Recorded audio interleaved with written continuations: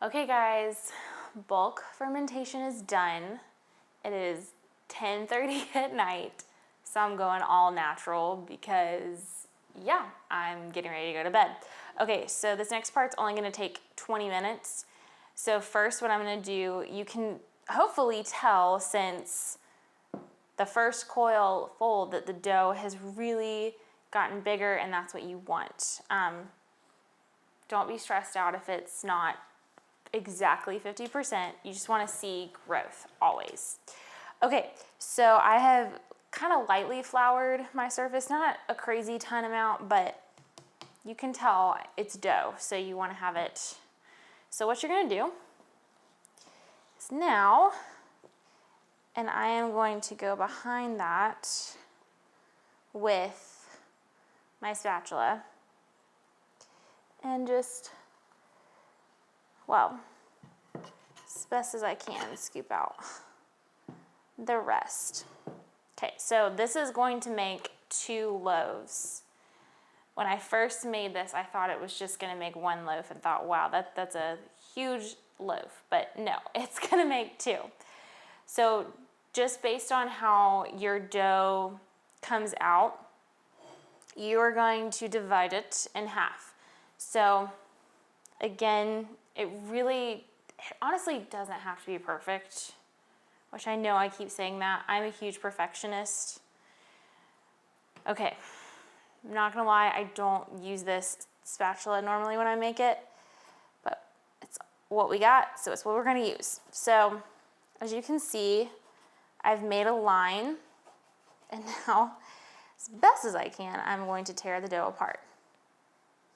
It should be pretty give and take nice to you, but it might, like right now, give you a little bit of issues. Okay, I'm gonna need a little bit more flour. I can already tell. How I can tell is because the dough is being very sticky, but that's okay. That's what you want, because that means it's moldable. Okay, so as you can tell, I've split it in half. It's also late at night, so I'm using the same words. Okay, so you're going to now basically flip the dough over. You kind of want it to be circular, and you can tell mine is not. So I am just going to use my spatula. Next time I make sourdough on vacation, I am going to bring my scraper, because otherwise, yeah. So just do your, obviously do your best. Just want to shape it to where it's, see how I'm kind of like patting it with flour. All right, so you're gonna get ready to flip it. So when I first did this, I was super kind to the dough, and you really don't want to be kind to it. Like, you want it to do what you need it to do. So almost think about it as if like you're making pizza. When you see people do pizza dough, they do the same thing. They're very, very playful with it. All right, so as best as you can. That was not amazing or graceful, but it's okay. All right, so you're gonna flip it over.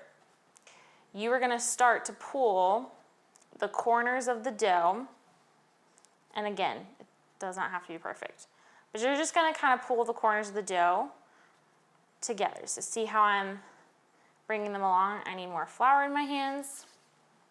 My dough is sticky.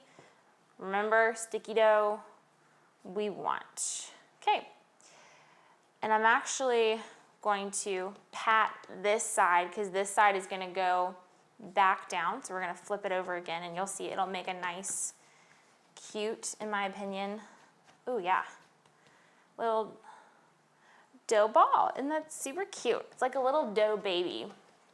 This is my favorite part, even though I was like still not honestly that amazing at it. It looks like dough.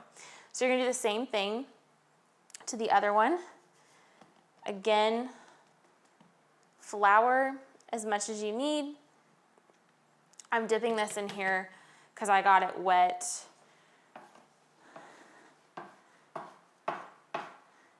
Don't be afraid of the dough. Ooh.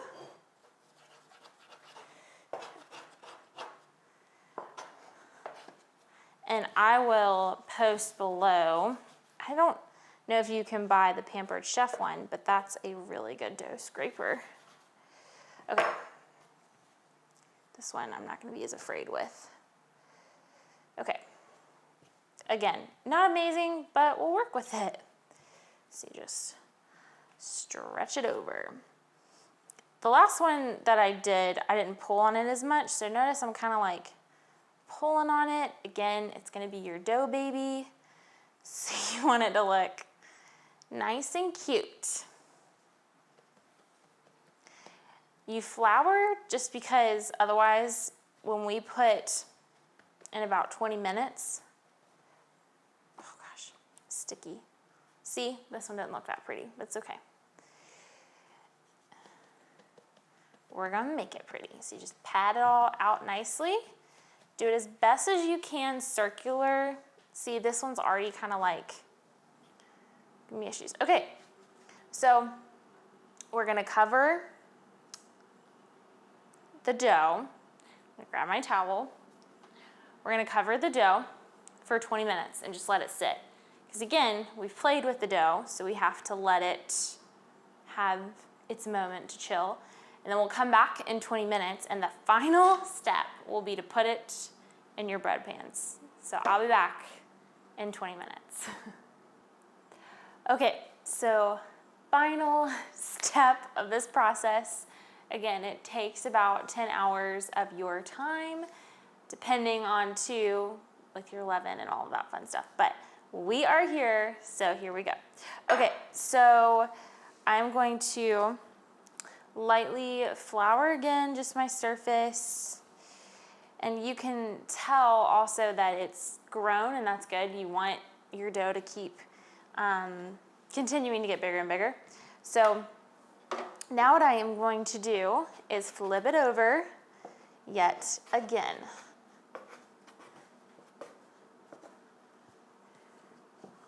This needs a little bit more flour to it. So what I'm going to do is I'm going to flip it over. Again, it's dough, so be willing. Okay, that actually came out the way that I wanted it to.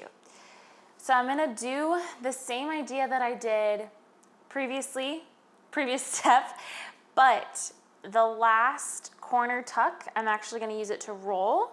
And when I roll it, I'm gonna put it in the pan. This is one of the most intimidating steps for me, but again, this is my round 4 of doing this. So you wanna shape your loaf in a rectangle type shape like mine is. It's not perfect, it doesn't really need to be perfect, but it needs to look like a rectangle. So you're gonna take each corner and lift and tuck, lift and tuck. Then this last corner, you're gonna lift, but then you're gonna roll your little baby and plop it down just like this, okay? It takes a lot of practice. If you don't get it the first time, then just redo it. Flip it back over, make it a rectangle. And what is nice too about making this bread is every time I make it, I get 2 chances to work on it. So the more you make it, see, even that time, it was way easier. All right, so you wanna, again, pat it out. Doesn't have to be perfect, and as you can tell, this one's being a little bit more difficult, but rectangle shaped is the best. So corner, corner, corner, corner, corner. Then the last little bit, roll it over. Ah!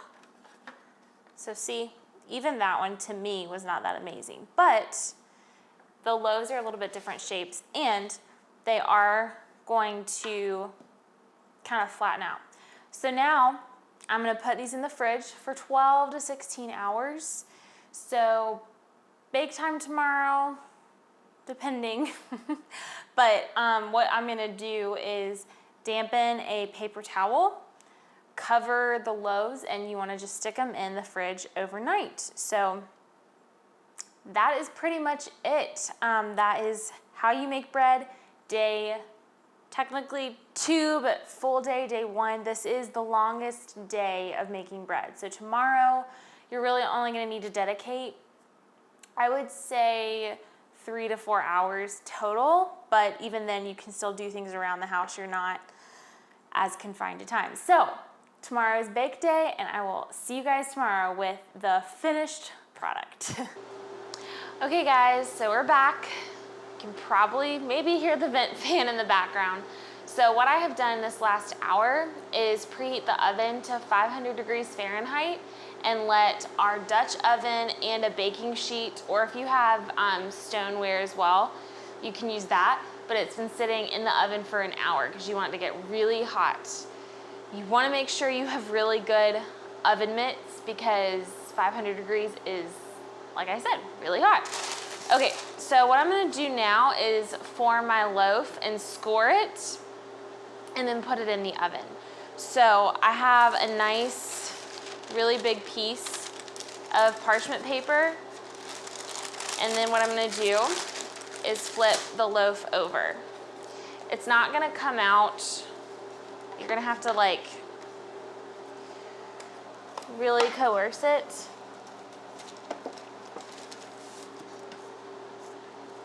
To come and set.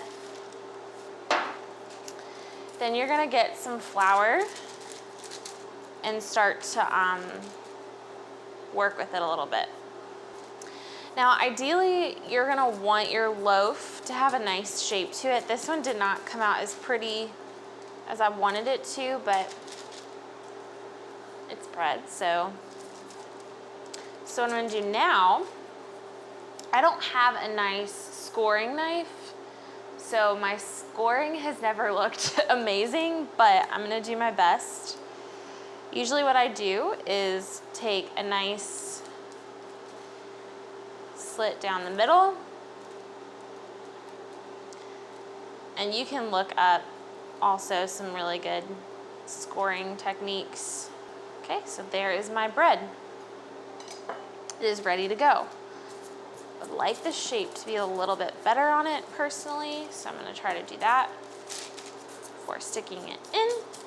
Okay, so I'm not gonna show the whole baking process, I'm just gonna explain it right now. So, oven still is at 500 degrees. I'm gonna stick the bread in a Dutch oven. That's really what you want to bake this kind of bread with. And you're gonna let it bake for 18 minutes.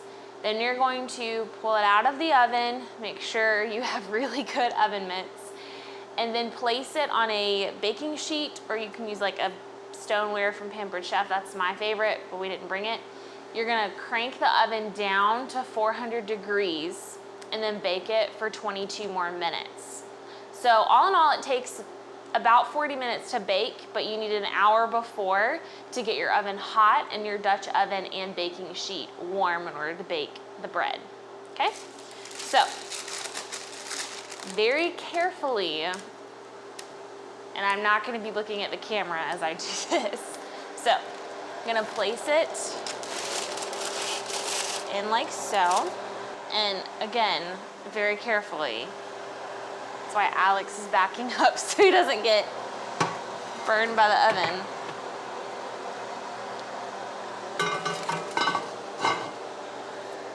Here.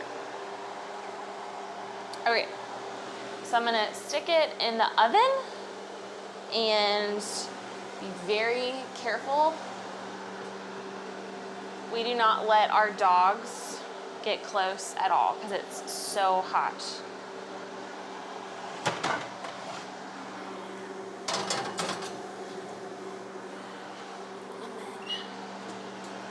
There you go. Once you bring the bread out, and I'll let you see the final product, you're gonna wanna let it cool, I would say at least 30 minutes before slicing it, but you really don't want to slice it when it's hot because it'll mess up your bread. So there you have it. We're almost done with the bread process. So I'll come back and show you guys the final product. Hey guys, back in our apartment. So funny story, we forgot completely about showing you guys the finished product. So here's one of the loaves. We already ate the other loaf, but this is what you want your bread to look like. The only thing that I will say is the Dutch oven that we used was a little bit too big, so it kind of made this loaf flatter. So the next time I make it, I'm going to use our smaller one, but you want the bottom to be nice, just like this. So I'm going to slice kind of down the center, not fully, and show you what the inside looks like. Yeah, our dog wants the bread. So I am not an expert by any stretch of the imagination, but you want some nice little air pockets like this. And this means you've got really pretty sourdough bread. It is absolutely delicious. I recommend using it in a bunch of different ways, and it's even good by itself. So there's our bread. I hope you guys enjoyed this video. Make sure to like, subscribe to our channel if you have not yet, and comment below of your favorite breads that you like to make. See you guys next time. Bye.